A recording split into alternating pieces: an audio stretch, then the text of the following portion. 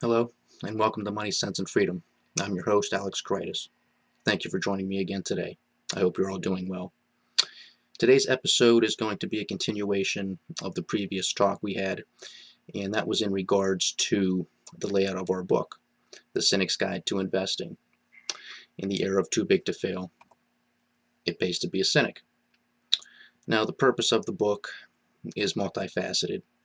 It is to educate you on the system that exists within the United States of America, from a financial perspective, from an economic perspective, from a policy and political perspective. And at the end of the day, it is to tie all of that together to turn you into a confident investor so that you can produce a portfolio that you can build wealth from. This is not a get-rich-quick scheme. This is a build your wealth over your lifetime so that you can achieve the financial freedom that you so deserve and you work hard to deserve. So with that, let's get started with today's topic, which is to move forward and discuss part one of the book, which pertains to following the money. And in the book, we focus on three areas: mutual funds, fiscal policy, and monetary policy. Now, since part four, we discuss investment strategies and various other topics that pertain to investing, I'm going to exclude mutual funds from our topic today, and I'm going to focus solely on fiscal policy and monetary policy. There was so much information that Brad and I could have chosen from for this topic for part one of our book, but it seemed rather clear from the onset that these three areas, mutual funds, fiscal policy, and monetary policy, were the best areas to focus our attention, simply because the volume of money and power that is concentrated in these areas. We wanted to make sure that we were able to draw a picture for you and then connect the dots so that you can, again, understand how the economy functions, what fiscal policy is from a high level, what monetary policy is from a high level, and then how we can tie that all in together to identify investment opportunities that may appear to be in disguise. Some are rather evident, but if you don't know what you're looking at or what to look for, it may be a little bit more difficult to sort of connect those dots. So this is a guide after all, so we want to make sure that we can provide those dots for you, connect them, and then for you to build that confidence so you can build that long-lasting portfolio. In addition, it also should make you a more well-rounded citizen, so when you get in that voting booth, you really know the consequences of who you're voting for, what type of policies a certain candidate may be advocating for, or maybe just to even educate yourself so that you may run for some sort of political office to help better your community. So with that, let's get started, and we'll move forward with our first slide, which is dealing with the U.S. national debt. Just for starters, with this graph, you can see the purple outlines throughout the graph. What those represent are U.S. recessions. The width of the line will represent the duration or the severity thereof of the recession. So obviously the thicker the purple lines, the more severe the recession was for that particular year or years, if that was the case. Also, you'll see that the source of this data is from the Federal Reserve. Acronym is FRED, Federal Reserve Economic Data. And you can see on the graph here, I'll put my cursor on it, GFDEBTN, that is just the code. So if you were to actually Google Federal Reserve Economic Data and then look for this data, that would be a shortcut just so you can simply find this data if you wanted to check this for yourself, which I always recommend that you do. Become familiarized with this data. It's rather important for the purpose of understanding the book, for the purpose of building that portfolio, and then for me, it's just a hobby as well. So now this particular graph, this is something I could look at for quite a while. Reason being is because there's a lot of data in here. I know it's only one line. It only spans maybe 50 years worth of data for U.S. national debt, but there's a lot of questions that can be asked. How did we get to $20 trillion in debt? That's a huge number. Why is it $20 trillion? Was there some sort of catalyst that made the process sort of shoot up. I mean, you can go back to the 1960s, it was rather slow paced. You get to the 80s, it starts to increase. Through the 90s, it levels off. 2000s, it starts to take off with a steeper trajectory, and then the last decade, it's almost vertical. So why did that happen? How did that happen? How did we let that happen? Was it a good thing that we let that happen? Bradley and I argue that it was not a good idea to let that happen. Debt is not a good thing. You don't want to have a whole bunch of debt on your personal balance sheet. If you do have debt, you definitely want it to be manageable. $20 trillion on the national account is not manageable. And regardless of your political leaning, if you even have one, $20 trillion is a lot of money, and it has very true and real effects on the individual level and on the family level. People living paycheck to paycheck, people struggling to find a job, people struggling to find a job that pays well. You want to talk about income inequality? You must talk about fiscal policy and monetary policy, because you have to follow the money. Now, those can be arguments for putting together better policies to reduce income inequality, to make it easier for Americans and American families to find jobs, well-paying jobs. But you must pay attention to fiscal and monetary policy, because it has real lasting effects. It's not just a number. Some people like to say it's just a number. We can continue on. We can continue to kick the can down the road. But for how much longer? And do we really want to deal with the consequences when it comes time to pay the piper? Because the day of reckoning will come. We saw a day of reckoning nearly a decade ago, 2008, 2009, with the financial crisis. Had to pay the piper. Cannot avoid it. It's just a matter of when. And it's a very difficult question when it comes to timing as to when exactly that's going to be. But as far as the book's concerned, we do want you to be invested, remain invested, look for those opportunities, because despite the fact that there is so much debt, growth still does exist. And despite this debt is money. That money is going somewhere. So that's why we have the part titled Follow the Money.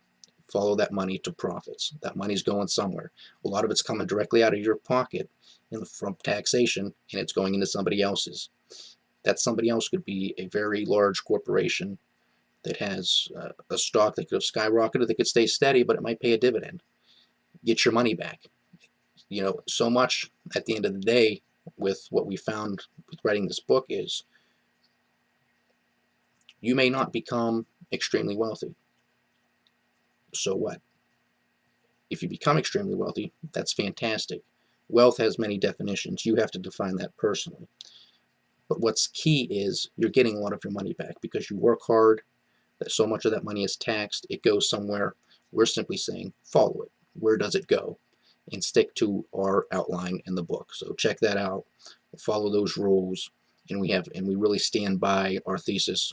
We stand by our rules, and we think that you can build a long-lasting portfolio with that.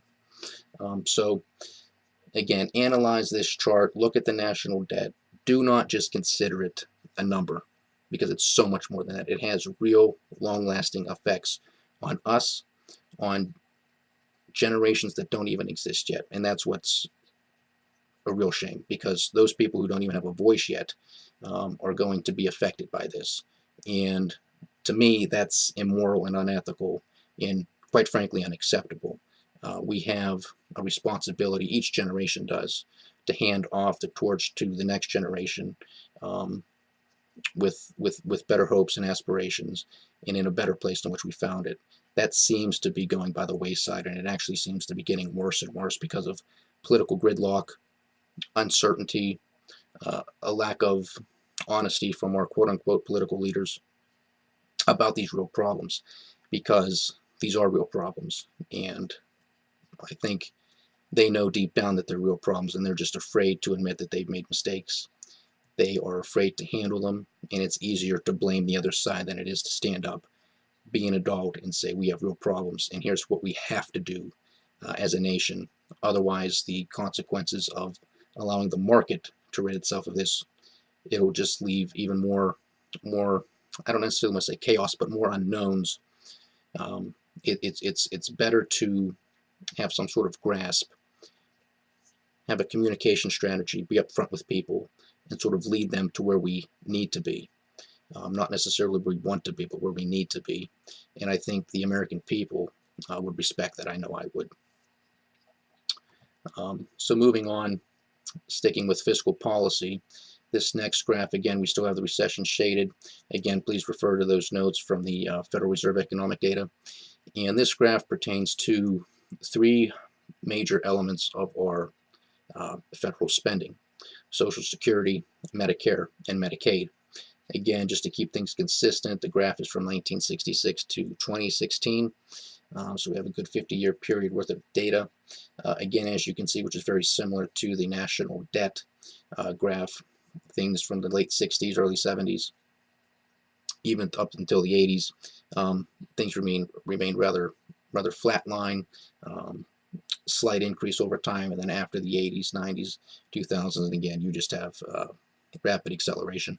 A lot of this is due in part with trends in demographics, and conveniently, part 2 of our book is about trends in demographics. So this graph is further explained in part 2 as well, and a lot of that has to do with the aging population. So Social Security, Medicare, Medicaid, these are social programs. These are transfer payments, which quite simply just means it's a payment coming from the government out to somebody in society. It's a transfer. That's all that means. That's all it is. These two are incredibly high numbers.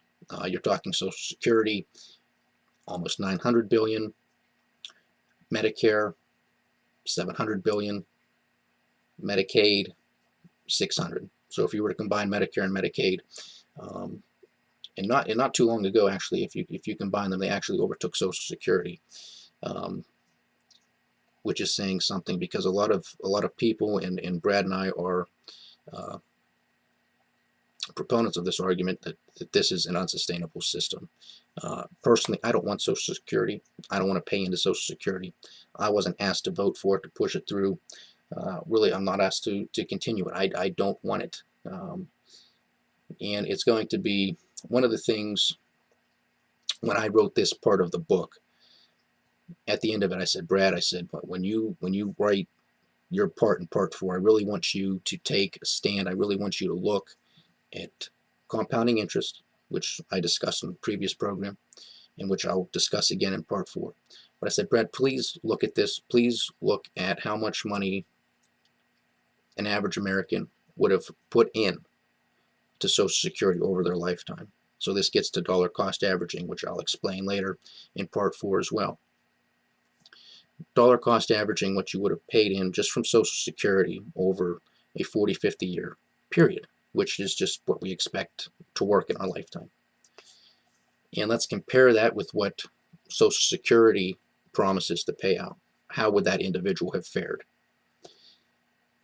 The results were what I anticipated. You would have done much better investing in the markets, having that money at your leisure, dollar cost average, as opposed to putting it in the hands of bureaucrats and politicians. Now, I'm not knocking anybody who depends on Social Security. You put your trust in politicians. In a sense, you get what you deserve when you do that, which is an unfortunate reality in today's world.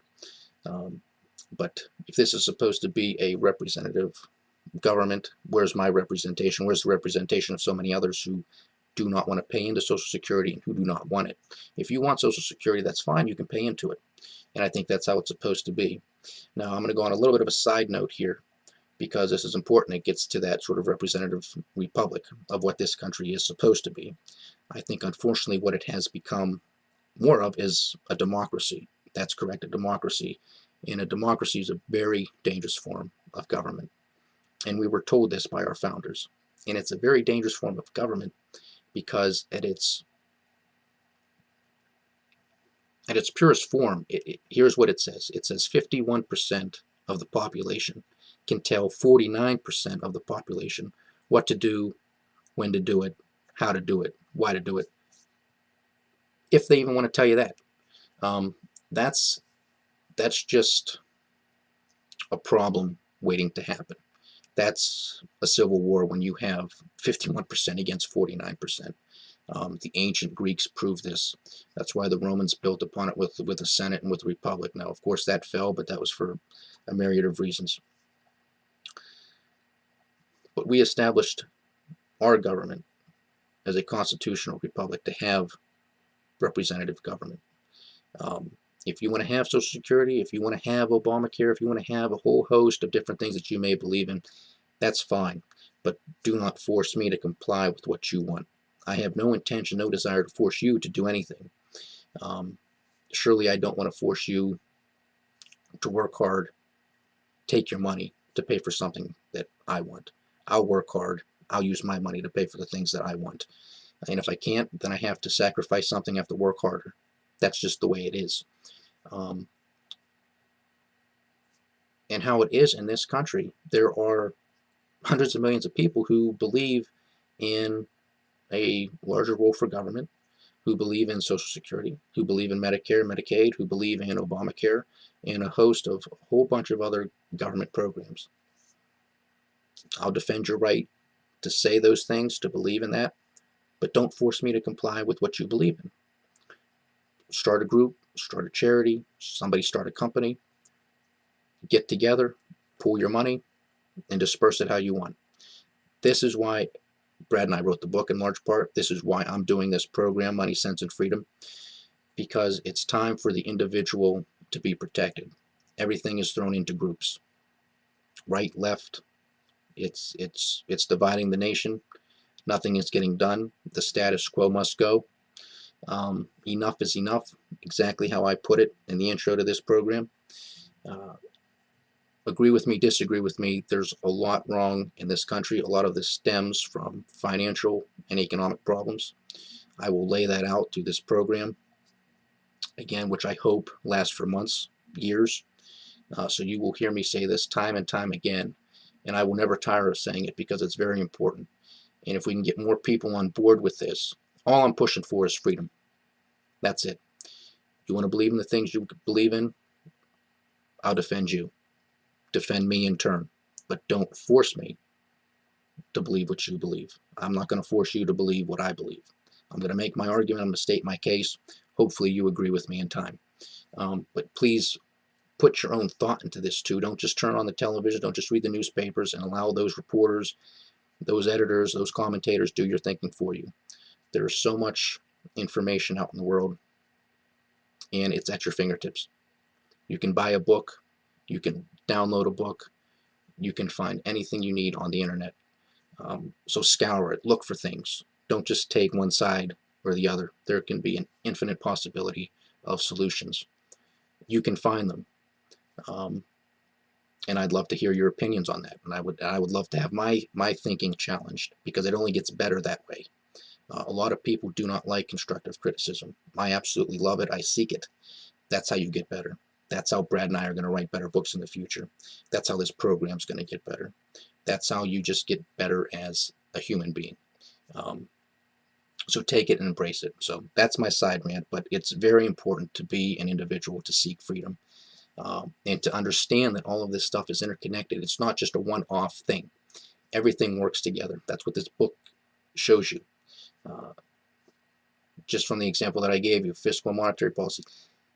These graphs here of Social Security, Medicare, and Medicaid, they are the shape that they are because of trends in demographics. And when we get to part 2, you're going to see why that's the case. So this is an unsustainable program. Our politicians need to be upfront with us that it is unsustainable. Changing the retirement year, lifting caps, all that's going to do is allow the program to remain sustainable for a few more years. But that's I guess that's sort of akin to putting a band-aid on a bullet wound. It's a much bigger problem. Sure, you may cover up some of the blood, but that's really not the problem, is it? So until we face that reality, it's only going to get worse, unfortunately. But we'll see what happens in the future. U.S. federal expenditures, the major outlays. Of course, there are more government outlays than just the four that I'm talking about here, but these are the major outlays of the U.S. federal government.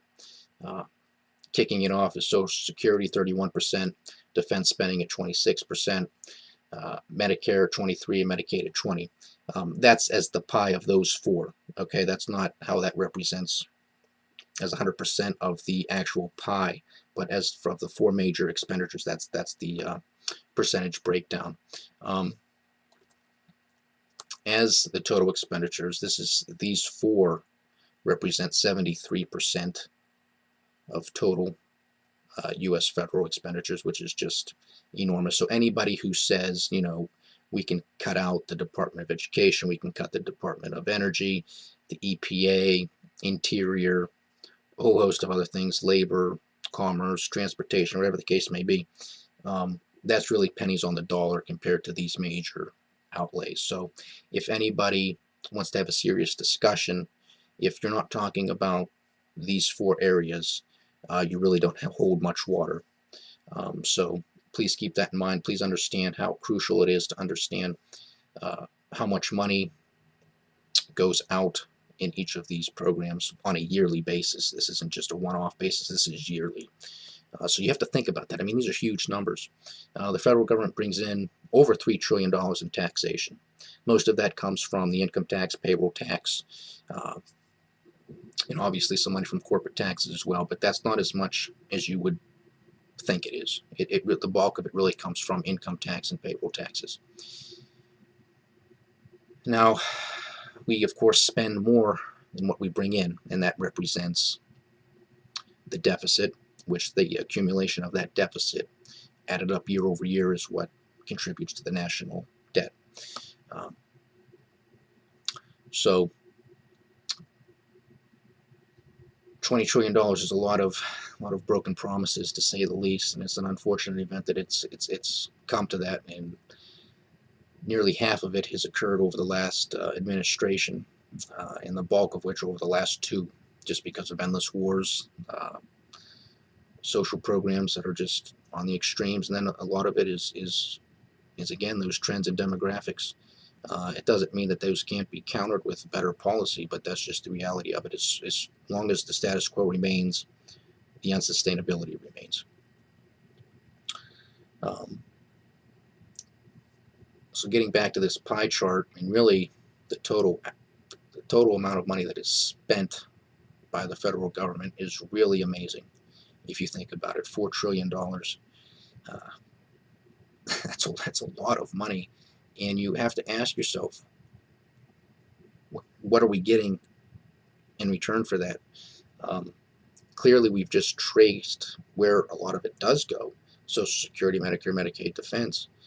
But what are we really getting for it? We spend trillions of dollars overseas, bombing the hell out of countries, destroying their infrastructure while ours crumbles here. People in the United States of America are starving. There's a lot that needs to be taken care of at home. Why we spend so much abroad, it's not beyond me. We talk about that in the book. It's just a shame that exists, because there's so much wealth and so much prosperity and so much potential in this country that's just wasted upon greed and ego, bureaucracy. I mean, you name it. I mean, we're living in it, so I don't have to tell you, but I think you understand. So to wrap up the fiscal policy part, there is obviously a ton of information that can be had, and a lot more is obviously found within our book.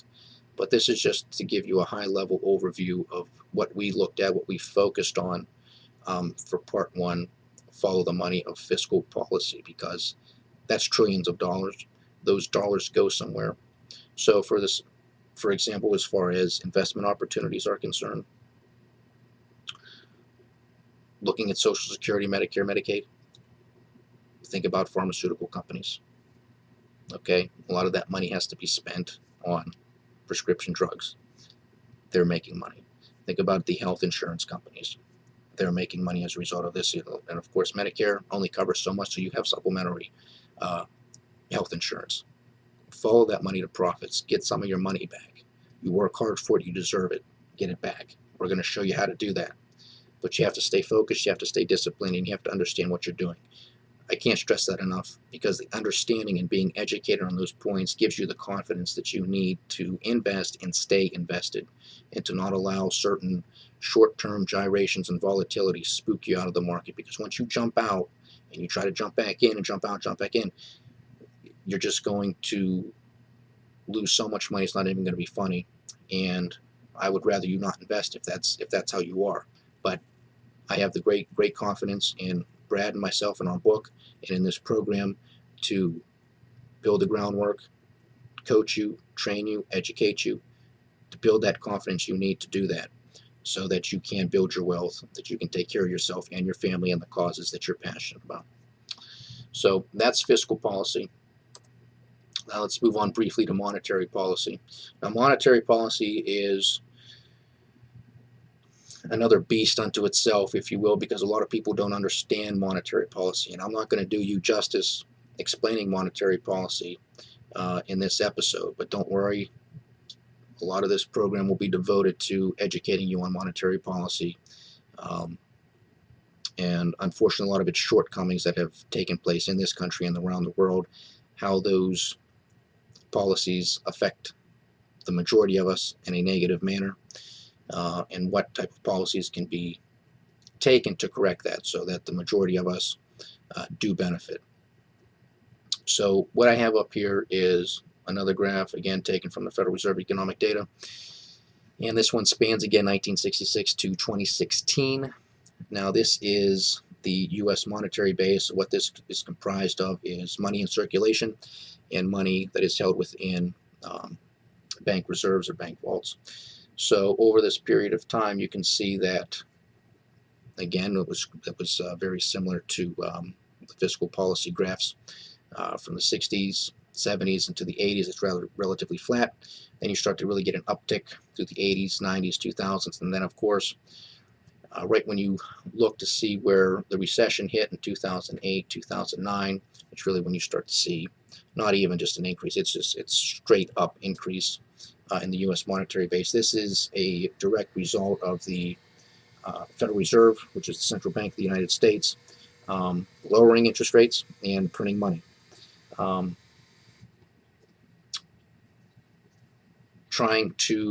what they're trying to do when they do this is their argument, their theory is a wealth effect, and this is discussed in the book in greater detail. But they are trying to stimulate growth.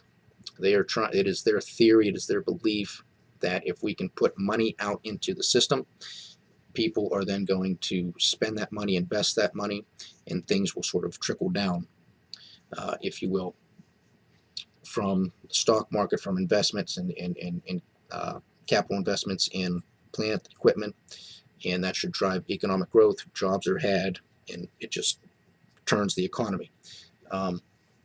That didn't turn out to be the case, and that's why you see sort of a step-like pattern in the graph, because they tried it, they sat back, they waited for that economic growth to happen, it didn't occur. So that's sort of your horizontal, and then you have another vertical because, okay, it didn't work, we need to put more money into the system. The problem is a lot of the housing crisis occurred because monetary policy was too easy, is the terminology we use, and that simply means that interest rates were too low for too long, which stimulated a lot of money circulating through the economy. You had a lot of money, and people were like, well, what can we do with it? We can write very bad loans to people who unfortunately didn't deserve them and didn't understand what a teaser rate was, didn't understand what an adjustable rate mortgage was. And so when that time came to pay the piper, a lot of people lost their homes, a lot of people lost their cars, a lot of people lost their jobs, a lot of people lost their retirement, their life savings. So you cannot solve a problem, and that problem being low interest rates for too long, by lowering the interest rates for an even longer period of time. We've been in what's called a zero-bound range for nearly the past decade. And it's a zero-bound range because that's what it is. If you're trying to open a CD or a savings account or a checking account and you see what your return is on that, it's virtually zero. That's because we are in a zero bound range. It does not pay to save. And that's unfortunate because the true mechanisms, the true way for an economy to grow is through savings and investment. And in fact, savings and investment can be used interchangeably. It is not through simply consumption, because that consumption has to be based in something. It has to be based in you actually having the money to afford the goods and services that you're purchasing. So much of the goods and services that are purchased in this country are done on credit and debt, and you may end up spending twice the amount of what the actual good costs because you're buying it on a credit card and you're making minimum payments. That is not a sound economy. But if you have a solid capital base, if you have solid savings and investment, that's what churns the economy. So there's simply having a low interest rate environment, printing the money is not going to solve the problem. In fact, it is the problem. And that's going to be highlighted to you over the course of the tenure of this show. Because if you want to understand the problems, if you want to understand the root cause of the problems, you must understand this unholy relationship between fiscal and monetary policy. It's the only way you'll ever be able to understand it. It's the only way you'll ever be able to attack it properly and to truly solve it. So from this graph, you have basically going from under $500 billion for nearly 3-4 decades to over $4 trillion. That's just an astronomical amount. Now you'll see it dropping off a little bit. It's coming down a little bit. That's because the Fed is starting to tighten. That simply means that they're starting to increase interest rates, which would contract the money supply a little bit. And that's why you're seeing a decrease in the graph. This is nothing significant. Significant would be it basically dropping down back to its norm of being somewhere around $1 trillion, somewhere like that. If we ever get back to that point, that's going to take a long time to get back there, I would argue. Otherwise, there would be a massive shock to the economy. And as we go through this program, I'll give you more examples as to what that may look like, why that may happen, why it may not happen. So stay tuned for that as well. Now this next graph is actually the same graph again. The only difference being I shortened the time period. So this is actually from 2003 to 2016. But again, it was still that same graph from the 1966 to 2016. Just to show you, just to give you a better look of that step-like graph. So you can really see when the recession occurred, it was sort of a knee-jerk reaction. Let's print more money. Again, not the right course of action, in my opinion. That prolonged the agony. GDP growth in the U.S. has been anemic. It's been less than 3% for nearly a decade. That's really one of the worst stretches in U.S. history. I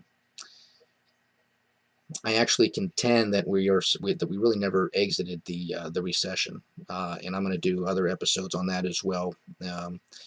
Fortunately, we have economists who still calculate government statistics the way the government used to calculate them 20, 30 years ago. But the government changed the way that a lot of those statistics were calculated, I argue, because they're trying to make the government look better than what it is. They're trying to make growth look higher than what it is. They're trying to make inflation look lower than what it is. Stay tuned for that, because that's going to be very interesting, because the economists who do that, they do great work, and it's very interesting, because even if they are wrong, which I don't believe that they are, but even for the sake of argument to say that they were wrong and they had some sort of political bias and they were trying to make the government look really, really bad, even if you were to take 50% of what they're saying, we're still not in good shape. And that's an unfortunate reality. But stay tuned for that, because I think that's really interesting, especially for those of you who are interested in statistics and maybe have never came across those alternative statistics before. That's something that's very interesting. And again, something that I can look at, and I do look at quite often, and just sit in amazement, because if if that's true, we're really being lied to, and it's not a good thing, and it really lines up with the narrative of the country, looking at those even worse statistics, and that's a shame. But coming and realizing the truth, facing the truth, admitting that there is a problem is the best way to begin solving it. So I'm going to wrap up our program today.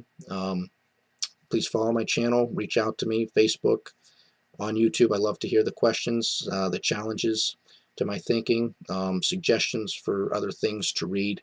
Always looking for new books, authors, journalists, anybody like that. And I'll put together other episodes in the future with book recommendations of my own and things if you're interested in studying and learning more about Austrian economics, libertarianism, just some free thinking, some other good books. But do check out our book, The Cynic's Guide to Investing in the Era of Too Big to Fail. It Pays to Be a Cynic. So thanks for joining, guys. Take care, and we'll see you soon.